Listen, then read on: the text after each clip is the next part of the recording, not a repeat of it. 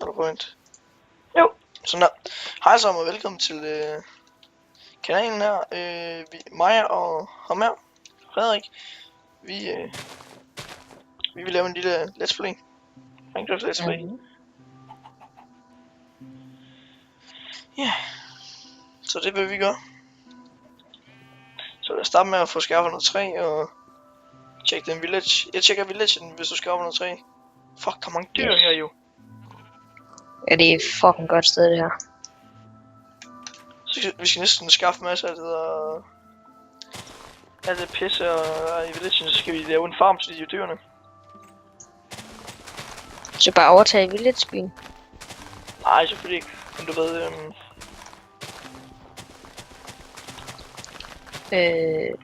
til at hegne dem ind.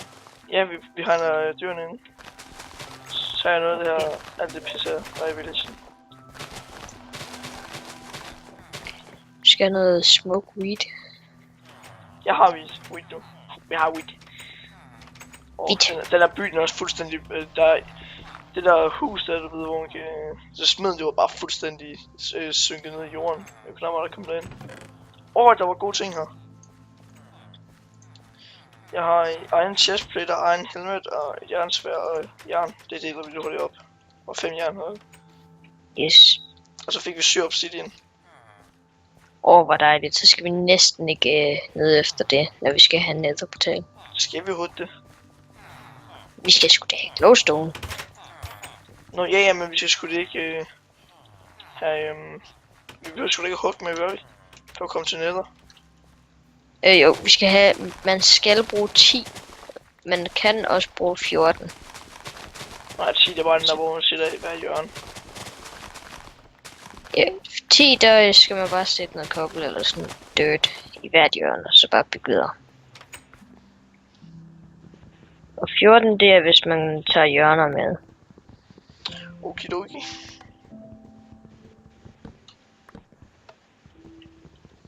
Ja, gulerødder og alt det pisse. What the fuck? Vi skal også have de her skide bøger, så vi kan lave gode enchant.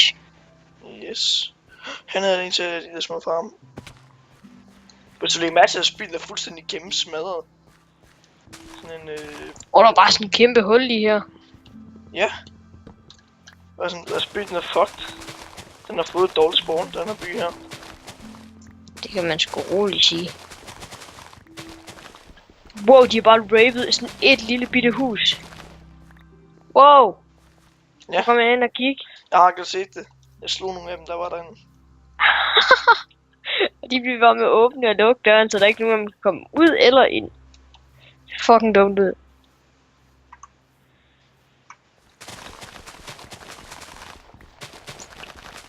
Wow. Jeg har indtil videre 18 stykker træ, og jeg er stadig lidt i gang med at hakke. Jeg har nogle 12. Jeg går efter at få noget uld. Ja. Så vi har vores spawn. Jeg har lige lavet en saks, tror jeg. Ja.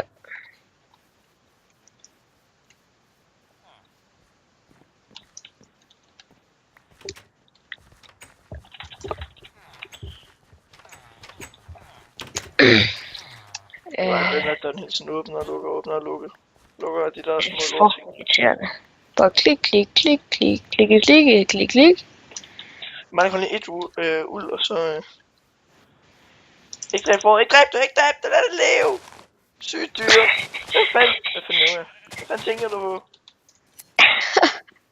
Jeg tænker ikke så meget, så... Kill it before it lay egg, man. Herfra. Og tak. Hvad fanden? Hvad? Så er der bare sådan noget...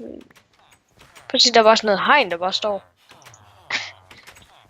The fuck? Nå, det var fordi der var noget uld op på det. Det har jeg bare taget.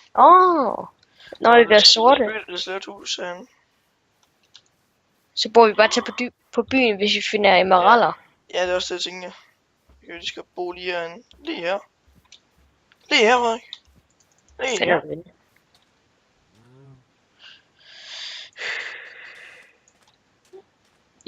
Jeg er fandme langt væk. Nej, ej.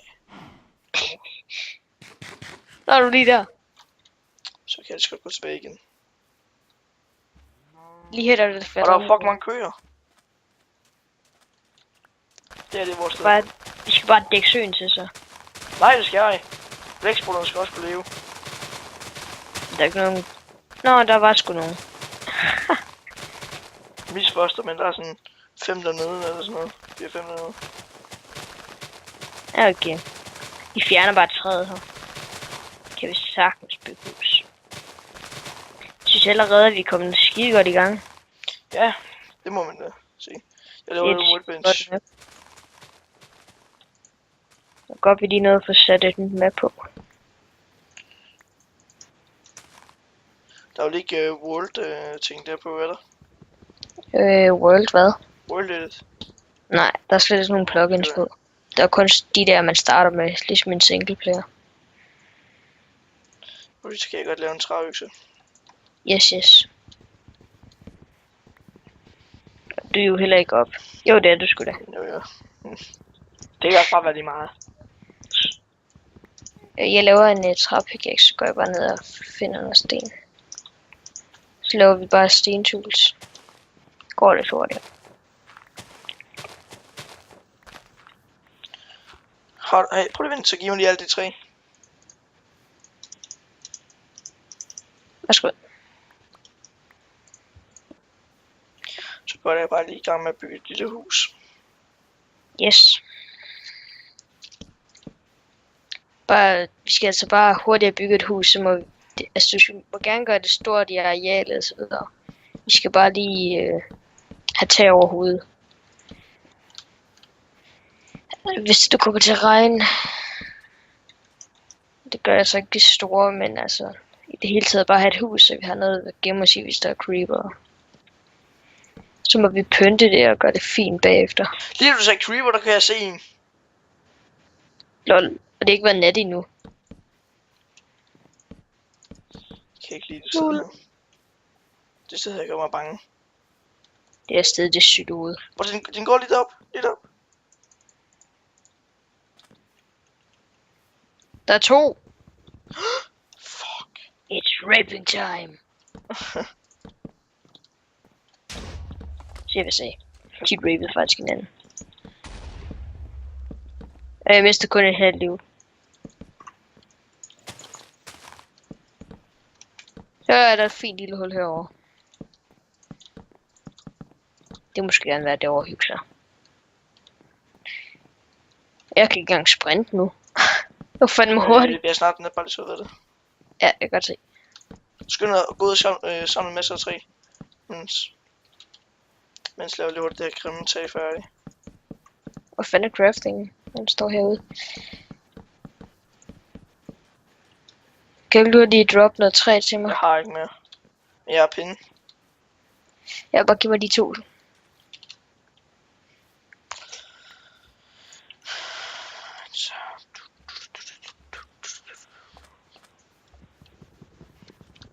Jeg har torches bare roligt. Den går ned. Ja, det fik du fra det der uld eller hvad? Ja.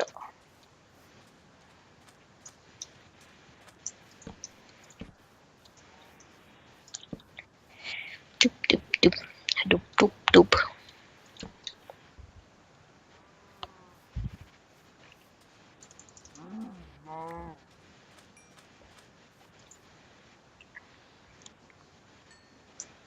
Det betyder Pushinusu potato.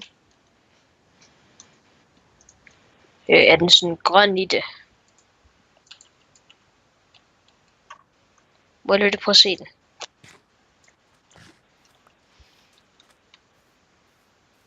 Nå, det er en giftig kartoffel. Nej, kraft ud med det. Gamle bras. Hvor blæksprutterne skulle på. Det bliver også deres sidste måltid. It's raping time. Du vil høre, hvordan man ved, hvordan man har fundet Danmark i Minecraft. Der hvor det regner allermest. Vil du høre, hvordan man finder ud af, hvordan man finder Danmark i Minecraft? Der hvor det regner allermest. Lol. Og fuck, det regner her i.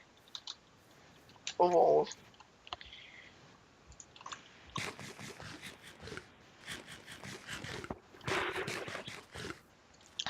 Lol, fuckerne de fucker mokker bokket her. Der er det De giver ikke en skid lys. Fuck for fest.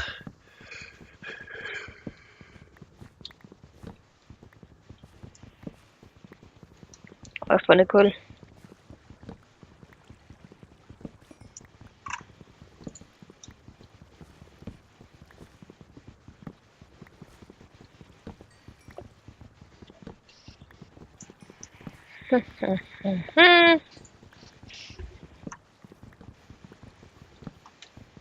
Hold da kæft, man, du oversvømmer det hele. Nej, gør jeg. Jo, du gør. Jeg skal ind til vores hus nu. Der er den skeleton uden foran. This is Sparta! Wow! Så faldt jeg ned i en mine. Ah, Jeg har ikke oh creeper. shit. Du springer ikke noget, fordi det er vand. Den dræbte en kartoffel. Den dræbte en blæksprut. Tusen. Hvorfor lige blæk i? Chef! Satan. Ah! Kraftedeme gå væk. De er ulækre møgsvin. Også dig, de er fede homodyr. Vi skal sætte snart noget tag overhovedet, skal vi.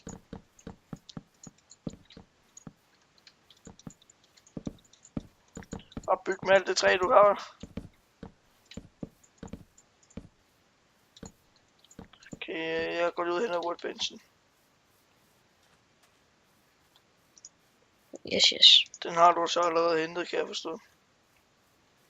Nej, jeg har sgu godt den.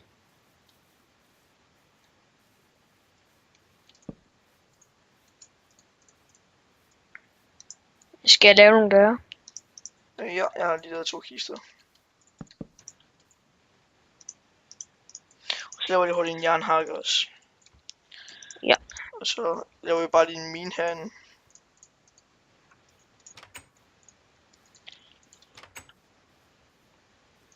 Jeg har egentlig 5. Faktisk at gøre sådan her.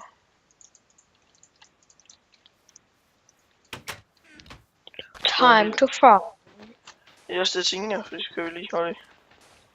Fuck, den er så kræft, den er kun lortekartoffel, mand. Og jeg har virkelig mange ting, vi kan plante. Og så nu, når vi har den sø her, så kan vi jo bare lave det rundt om her. Mm. Jeg holder bare lige dørene åbne. Gør ikke det store. Finder ud af, hvis der kommer en creeper.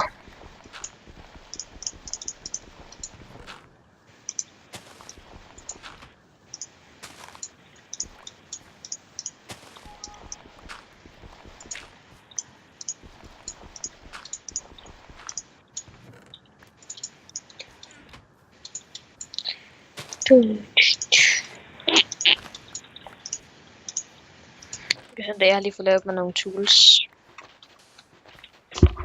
Ja. Kører du ind i mit texture pack lige nu? Ikke lige nu, nej. Okay. Har ikke nogen endelig, så. Jeg kan godt ordne en til dig på et tidspunkt. Så bare, du kan bare lige hurtigt sende en link efter videoen. Ja, okay.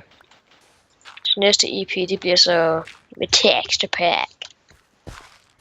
Så skal jeg nok sende dig den samme, som jeg bruger. Specs. Purt PD.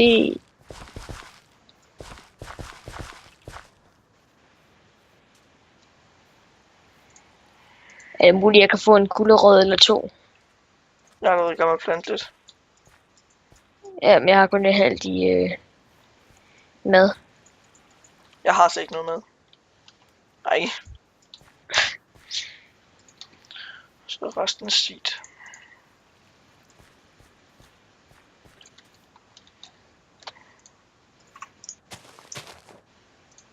Tak, det er fint. Så er der slet ikke kartofler. Men de skal ind og bages først. Hold nu bare din kæft. Så lav en ovn, Frederik. Det kan ikke være så besværligt.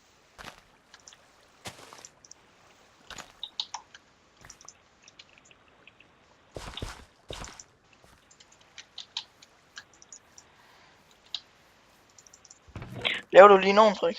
Og der er sten her. Ja. Og der kommer skeleton. Ja, den kommer bare. Raping time. Jeg fik en boner.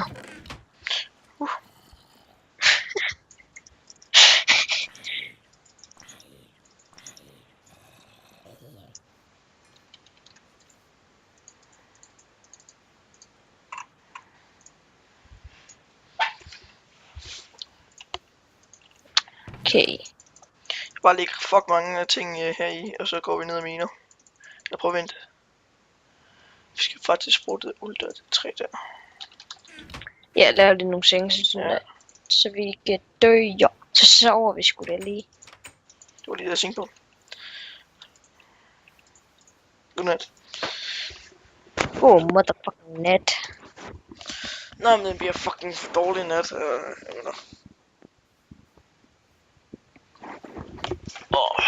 What the fuck, jeg spawner på den anden side af væggen. Ja, Frederik. That's how you get udenfor. Det er sindssygt, mand. Kom så, jeg skulle have noget af min. Jeg har torches med. Okay, super. Og jeg har en jernhakke, så du er ned til min det der, og så går jeg lige hurtigt op og laver en stenhakke imens. Ja. Bare min direkte nedad, eller sådan noget. Yes. Ikke direkte, men du ved, der er en slags vej nedad.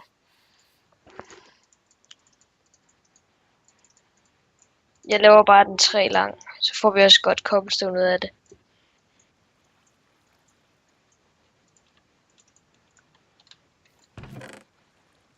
Kan ikke se en skid. Okay, jeg har lavet 4 stone pickaxes. Okay.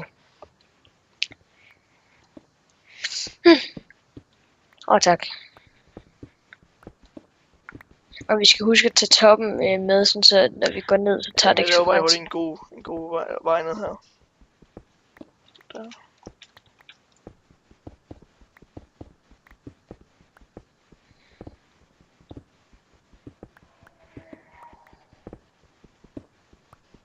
Mener du så den der ene der, så tager jeg de her 2? Nej, jeg mener bare hurtigt ned på den.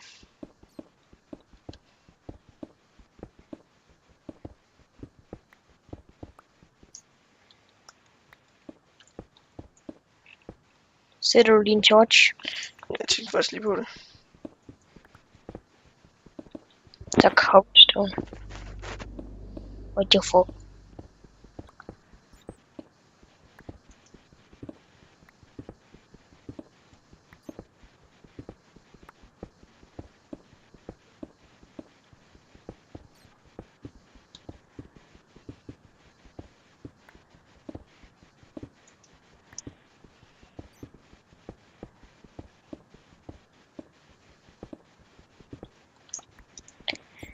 Så kan vi sgu se igen.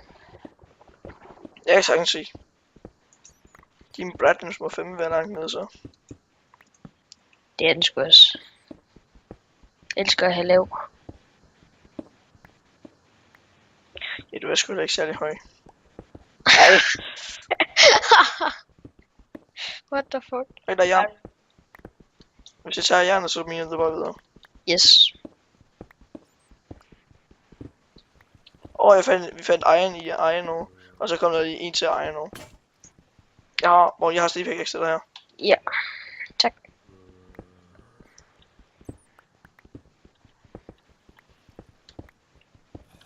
Jeg tænker, at de gamle bræs ikke kunne holde særlig længe, så. Okay. Jeg kan høre, der er en mine hernede. Jeg kan høre vand. Jeg kan høre flagermus. Små bitte fugle, der flyver.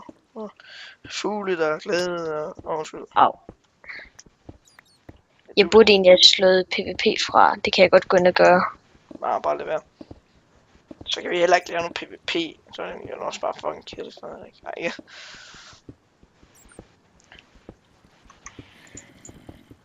Jeg kan høre zombier, så derfor tror jeg, der er en mine til på os. Ja, jeg kan også godt. Jeg kan også høre vand. Jeg kan ikke se en skid. Jeg tror det her, nej. Prøv lige mine ind her. Så det er Ja, det er herinde, det er her. Min den var helt nede. Jeg har fundet det. Det er her. Det var svært fremad. Fedt. Så din grimab. Det var de der små flagermus. Jeg lader dem bare være. Der er kul og egen her. Masser af egen. Og egen over det hele. Ja. Så satan vi er gode. Jeg tror det er på tide, at vi stopper den her episode her. Og Ja. I må subscribe, I må like, I må kommentere, I må gøre det hele. I må også dislike. Se hvad vi skal gøre bedre, hvis I disliker endelig.